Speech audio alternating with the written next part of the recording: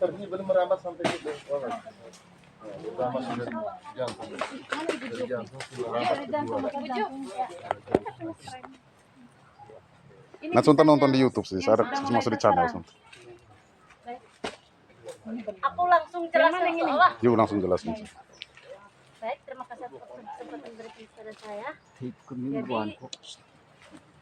Jadi sebelum itu saya mau ini nama penyakit ini namanya penyakit layu bakteri atau yang biasa kita ketahui penyakit darah pisang. Penyakit ini disebabkan oleh bakteri yang nama ilmiahnya itu Ralstonia solarium. Solacairum. Ya. Solanocairum. Pokoknya itu.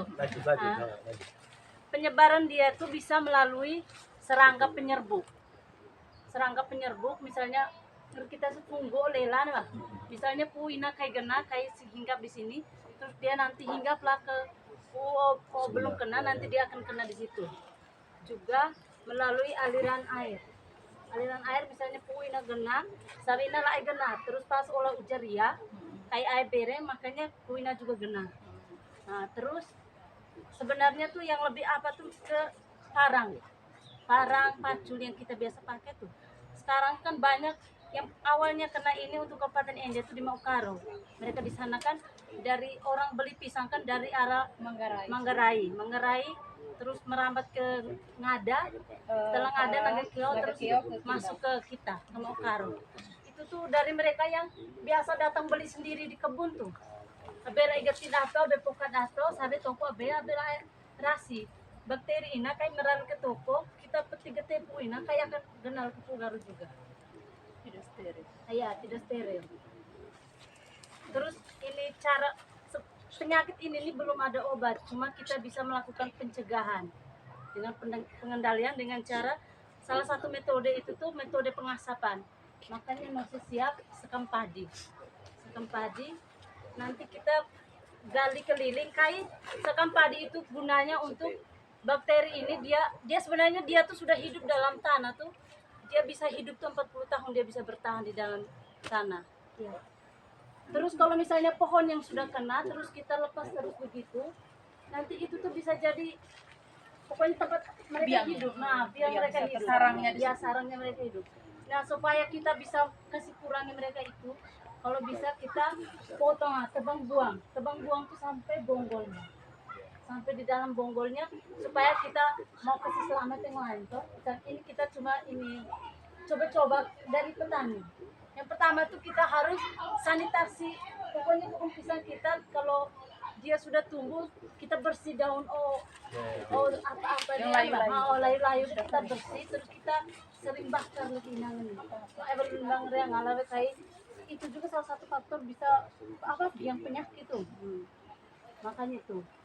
Terus kalau untuk ciri-ciri kalau yang sudah kena dia ini kan langsung serang pembuluh darah makanya kelihatan kalau dia serang di jantung pisang dia akan berubah dia semakin hari itu dia akan berubah menjadi warna coklat. Terus kalau sudah parah tuh dia sampai berair dan bau.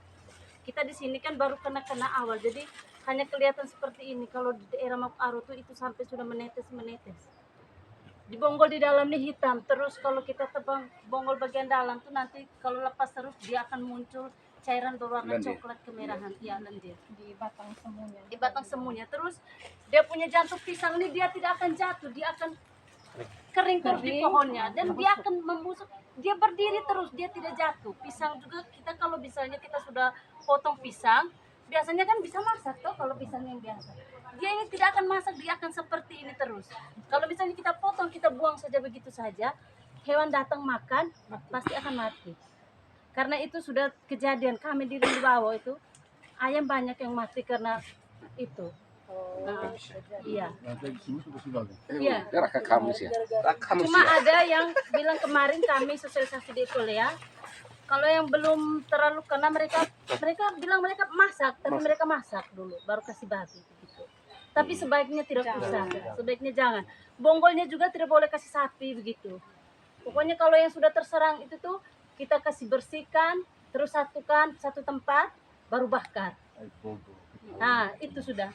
Terus kalau ada juga ada juga kalau misalnya kita mau lihat ciri-cirinya tuh sebelum di pisangnya kita bisa lihat di daunnya ini, daun yang satu dua yang dekat di pangkalnya ini nih dia melayu menguning, bukan seperti ini ya. Kalau ini kan memang sudah tua, dia yang di daun satu duanya itu dia menguning kuning pucat gitu. Nah itu berarti ada tanda-tanda dengan jatuh pisangnya sudah kering terus dan dia tidak akan jatuh ya. Kecuali kita biasa kalau mereka yang di Jawa yang sudah kena dari tahun tidak enak, mereka suntik pakai minyak tanah. Kalau yang kan mereka tuh kan budidaya jadi besar banyak sekali. Jadi mereka suntik pakai tanah supaya dia mati langsung di situ. Itu Terus sistem infus. Nah, sistem infus namanya. Tidak, jadi Ibu ini misalnya ini kan ada yang kena misalnya satu tandan ini cuma satu sisir dua sisir, itu kan mending tidak usah dikonsumsi. Tapi kalau untuk yang satu rumpun misalnya salah satu pohon saja yang terkena itu bagaimana? Iya, bersihkan saja, eradikasi yang sudah terkena itu. Berarti kan masih bisa dikonsumsi. Iya, masih bisa dikonsumsi.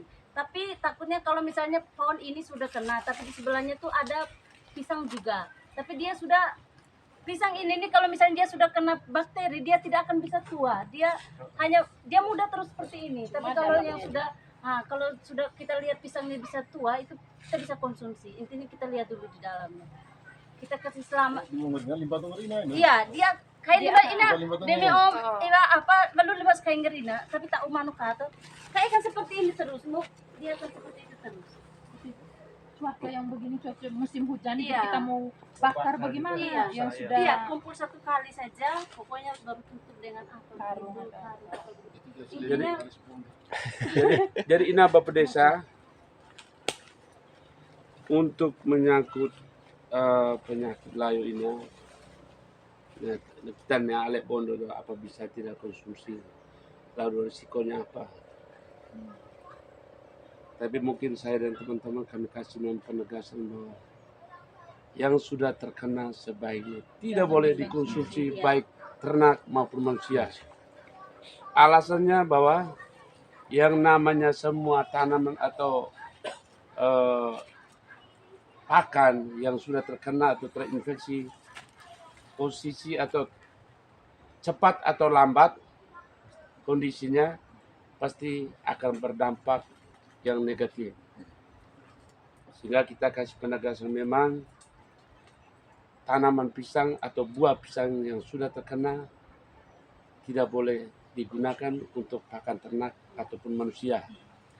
Lalu kalau misalnya dalam satu pohon, misalnya dalam satu tandan, kalau seandainya kita lihat dagingnya masih ngerebara sama pohon kita kode sehatnya, nah itu masih bisa toleransi untuk ternak, tapi manusia tidak boleh. Itu hanya bisa toleransi untuk ternak, tapi untuk di manusia tidak boleh.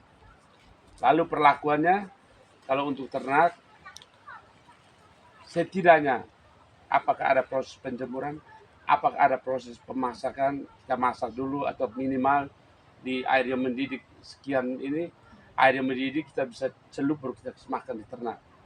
Dan kita wanti-wanti juga jangan sampai kita bilang nyaman untuk ternak, tapi kita tidak tahu dalam posisi jangka waktu yang lama lalu kita kebingungan setelah kita ketahui bahwa kenapa ternaknya ini.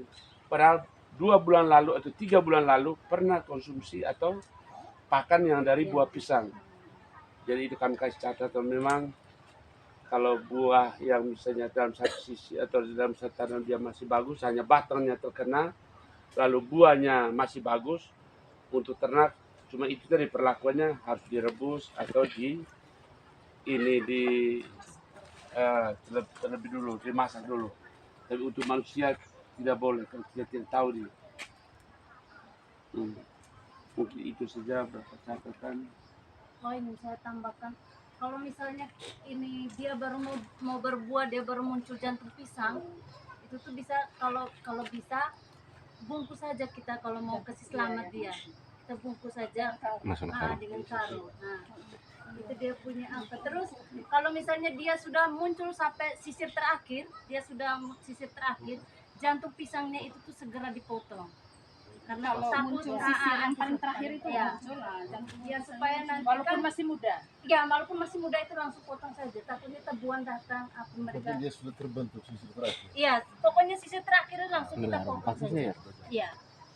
Mereka di Tauri kemarin itu mereka bilang mereka di sana belum terserang karena mereka di sana banyak makan jantung pisang. Mungkin mereka iya secara tidak ini apa mereka tidak tahu ini mereka potong jantung pisang itu tuh memang mereka berpikir untuk makan bukan untuk sayur untuk sayur. Makanya Tapi mungkin itu juga Bapak Desa mungkin juga secara kebetulan atau bisa jadi karena belum sampai di sana.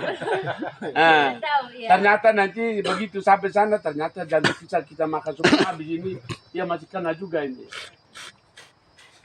Baik, so kita bisa langsung apa? Ya, mungkin kesimpulannya kan kalau di desa ini mungkin penyebarannya bisa jadi itu Iya, melalui dari serangga. Karena di sini kan belum ada yang datang, tidak ada yang datang beli di sini tuh mereka bisa potong jadi langsung. jadi salah satunya mungkin sudah kena. Nah, tadi kayak aliran Ya, aliran air, air. Karena terkena cuaca semuanya. sekarang kan yang Hujan tidak Sampai kena manusia. Itu waktu pertama itu tadi karena cuaca atau serangga. Iya. Kenapa? Kalau kita bilang cuaca itu sekarang kan kita boleh bilang hampir masuk ke cuaca ekstrim. Hanya hujannya berkepanjangan, kemudian kelembapannya tinggi dan sebagainya. Nah, Dan ini juga misalnya ini satu rumpun sudah kena satu, tidak menutup kemungkinan yang lain juga kena. Cuma kita buat proses untuk pakai sekam tadi itu untuk mencegah supaya dia kalau misalnya yang ini sudah kena, yang di bawah belum kena atau yang di samping belum kena supaya patogen bakteri yang di dalam tanah ini nanti kalau hujan dia tidak bisa keluar lagi, dia hanya di dalam situ saja. Jadi kalau rusak cukup yang ini. Jadi harus buat pengasapan. iya, Pak. Jadi Bapak Ibu nanti kita demonstrasi sama-sama kan? Nah, lihat nanti bisa saja nanti lakukan di tempat yang lain. Jadi itu salah satu penanggulangannya. Jadi yang kami kasih contoh. Jadi bukan di sini saja yang parah, lebih parah lagi di desa yang lain-lain atau di kecamatan lain. Ini memang sudah tingkat kalau kita provinsi. di Bolobaru ini yang parah itu mereka di Selewobora, di Sedetu, pokoknya yang pinggir jalan besar itu pasti kena parah sekali karena itu penyebaran cepat dari orang yang Mereka Orang yang tebang sendiri. lalu lintas Jadi, tuh. dan parangnya ini yang kita pakai parang pacul semua kita juga nanti pulang cuci bersih parang dengan sabun atau segala macam. Oh, Kita parang juga- itu jangan kita sampai yang potong ini. Nah, potong kita lagi. pegang ini yang terkontaminasi nanti kita cuci juga jangan sampai kita Itu aman kah? Itu sudah itu aja. Aman. Tebang Layak, layak, Ya, layak. bisa. pokoknya dia kalau kita lihat pisangnya bisa Tapi tua kalau berarti itu dia cuci tidak memang kena parang-parang. karena kalau yang sudah terkena deterjen. bakteri dia tidak Iya, akan pokoknya keluar pokoknya di Ulawon terus pakai. Layak, layak, layak konsumsi. Tapi uji sampel beberapa itu, sebentar dipotong tahu tuh. lagi. Tidak ini dia kelihatan tua tuh dia tidak Urut darah nih malah sepolir bedena. Ini Oh, meraka dia. Tabangin na to. Dia mau kusmuti dia. bapak kita Nah, ini tabang orewa belum. ambil yang ini deh ke bapak atau yang Jangan yang dirah, cari yang rata lah. cari teman ini besar sekali dia perumpun Oo, keliling dia. keliling dia nambah Ya, bila kita koyer no. Ina. Tidak. Ah, Oh, ina poka kan mbak ina? ini ah, puar no pakai lemur no. biar bisa apa Bukan mana? ya kok Oh, enggak pas stabil loh. Enggak pas stabil aja. Iya, mau semua ini Bapak Desa ina. Bukan bagana. Konwa kalau sampai pisang kepok ina gana penyakit ina bahaya ini. Muku beli dong. Buku beli itu Bapak Desa punya bahwa kita beras dulu sekarang ini harga melambung tinggi nih. Minimal itu